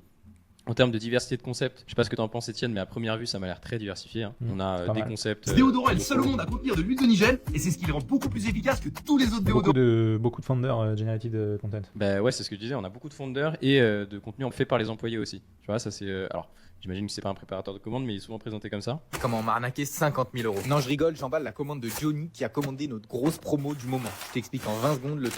Tu vois, c'est énormément dans leurs locaux, dans leurs bureaux. Depuis 50 ans, on traite la transpiration comme un problème. On cherche à la bloquer, à la masquer, à la parfumer. Perte de temps. Tu vois, c'est une marque qui est vachement réseaux sociaux. Je pense qu'en organique, ils doivent très bien performer aussi. C'est intéressant parce que c'est moins travaillé, il y a moins de prod que Nali, mais pour autant, il y a des concepts très bruts, et tu vois, je pense que ça perf quand même. Ah, je pense que ça perf extrêmement bien. Et d'ailleurs, c'est peut-être un petit feedback qu'on aurait pu donner à Nali sur la stratégie créative. Ça manque peut-être de témoignages. Alors, il y en avait quelques-uns, mais témoignages vraiment bruts de mamans ou de personnes qui ont des problèmes de cheveux, ce genre de choses. Sur le compte, c'est très quand même professionnel. Il peut y avoir un risque sur certaines publicités qui sont peut-être un peu plus middle funnel, bottom funnel, plus dans une optique de conversion, de partir trop sur du high prod, tu vois, on va dire. On avait quand même une grosse partie des publicités qui étaient dédiées à du high prod, avec soit le fondateur, soit des publicités à la télé, soit des publicités avec les différents chercheurs qui travaillent sur les produits. Mais là, au contraire, je trouve que Exode fait ça très bien. Toutes les publicités sont faites à l'iPhone, c'est très dynamique, on se sent proche du fondateur. Je pense que ça se fond très bien dans un fil d'actualité finalement. Ne mettez surtout pas ça. Mettez plutôt ça. Voilà, ça me fait penser un petit peu aux publicités de 900K quand tu démontes un peu la concurrence Ouais. au niveau des dentifrices. C'est Je pense que ça marche. Boku qui faisait ça aussi un peu avec. Ouais, Boku qui faisait ça très bien aussi. Non, au global, c'est plutôt bien diversifié. Prédominance de la vidéo quand même sur le compte. On voit qu'il maîtrise très bien ce format-là, notamment du contenu founder et du contenu employé en général. Amis lyonnais, on a une grande nouvelle. Tu vois, on a vraiment ça partout. Hein. T'es un gros rat, tu fais jamais de promo. Réponse aux objections. En termes de coût de prod, ça doit être beaucoup plus intéressant pour eux qu'un Ali qui doit mettre quand même plus de budget dans la créa. Tu vois. Parce que là, il y a beaucoup de trucs qui sont faits un peu. Est-ce que ce serait pas homemade. pour ça, tu vois, qu'il y a plus de volume? Comme on le voyait, il y a plus de volume sur Exode. Hein, en termes de lancement de publicité, non? Alors, il y a moins Ah de non. volume en lancement, Ouais, il y a moins plus de volume en ads actives. Après, t'as pas besoin de. Ah ouais, ok, t'as un peu de prod quand même. Qu'est-ce que tu fais? Qu'est-ce que tu fais? Qu'est-ce que tu fais? Mais t'es qui toi? Je suis Déodoris, l'inventeur du déodorant. Est-ce que Si, on a quand même un peu de high prod. Énorme. Mais au global, il y a énormément de concepts desquels les fondateurs, je pense, de marque e-commerce peuvent s'inspirer parce que justement, c'est fait à l'iPhone. Celle-là, elle est Donc, géniale. c'est T'as vu super celle, simple à faire. le tu pues, moins 10%. C'est incroyable. Ah, celle-là, c'est une masterclass. Mais ça fait penser un peu aux publicités, tu sais, mon graphiste a démissionné, ouais, je suis d'accord, acheté le c'est produit, ça. tu vois. Donc au global, Exode plutôt positif hein, sur la partie créative. Un des points qu'il faut pas négliger non plus, c'est la diversité de personas. Là, si les personnes qu'on essaye de viser se ressentent pas sur soit le fondateur, soit l'employé qui apparaît sur 90% des publicités, bah on se coupe d'une énorme partie du marché finalement. Donc moi j'aimerais bien voir un peu plus de témoignages de vraies personnes qui utilisent le produit, qui expliquent pourquoi ils utilisent le produit avec des problématiques différentes. Ça pourrait permettre d'élargir un petit peu le marché, d'atteindre peut-être plus de personnes qui se ressentent peut-être pas dans le marketing actuel. Mais je pense que pour une marque qui s'est fondée assez récemment, qui a explosé grâce à ce type de concept, c'est déjà assez exceptionnel. Les publicités impriment quand même beaucoup, donc elles sont très très bien exécutées. Il manque juste peut-être un peu de diversité sur les personas, les angles utilisés et au global les moyens de mettre en avant l'information. On est quand même beaucoup à chaque fois sur des concepts un petit peu choc dans les locaux ou avec le fondateur. Je sais pas ce que tu en penses Étienne, mais je pense que je donnerais peut-être un 7 pour Exode au global. Très très bien exécuté, on voit qu'il maîtrise la créa, mais ça manque globalement de diversité. Je suis d'accord. Ça manque d'un petit créatif stratégiste chez Créat, ça. Je plaisante. J'irais pas jusqu'à dire ça, il se débrouille très bien, mais ça manque de diversité. Franchement, c'est canon, c'est canon ce qu'il Ouais. fait. Donc, première publicité faite avec l'employé. Je t'explique comment on m'a arnaqué 50 000 €. Non, je rigole, j'emballe la commande de Johnny qui a... Donc là, on commence par un hook storytelling et puis après, on emballe la commande et on va mettre implicitement le produit en avant. Ensuite, on va avoir... Depuis 50 ans, on traite la transpiration comme un problème. On cherche à la bloquer. Ce type de publicité, c'est super. On va voir ça un peu comme un problème de société avant de mettre en avant le produit par la suite. Je trouve ça assez intéressant. Il y a du b-roll, c'est dynamique, c'est clean. Je vous invite à aller voir les publicités. C'est la plus petite commande que j'ai jamais faite. Là, il y a un truc que je comprends pas. On a Kylian qui a commandé une spatule. Ça, je pense que c'est un framework qui marche assez bien chez eux. Hein. Le storytelling autour des commandes des clients pour mettre en avant un peu de manière cachée, on va dire, le produit après. Ça a l'air de plutôt bien marcher. Ils avaient fait une pub il y a un moment, ils font genre c'est un cambriolage. elle était trop bien. On voit qu'ils comprennent très bien les codes des réseaux sociaux. Ça, c'est un de leurs énormes points forts, c'est ça. C'est que leurs publicités, elles se font vachement bien finalement dans le fil d'actualité, quoi. Ah, la fameuse blouse blanche qu'on retrouve aussi chez Exode, du coup, apparemment. Votre déodorant, il est efficace, mais il brûle la peau après un mois. Génial.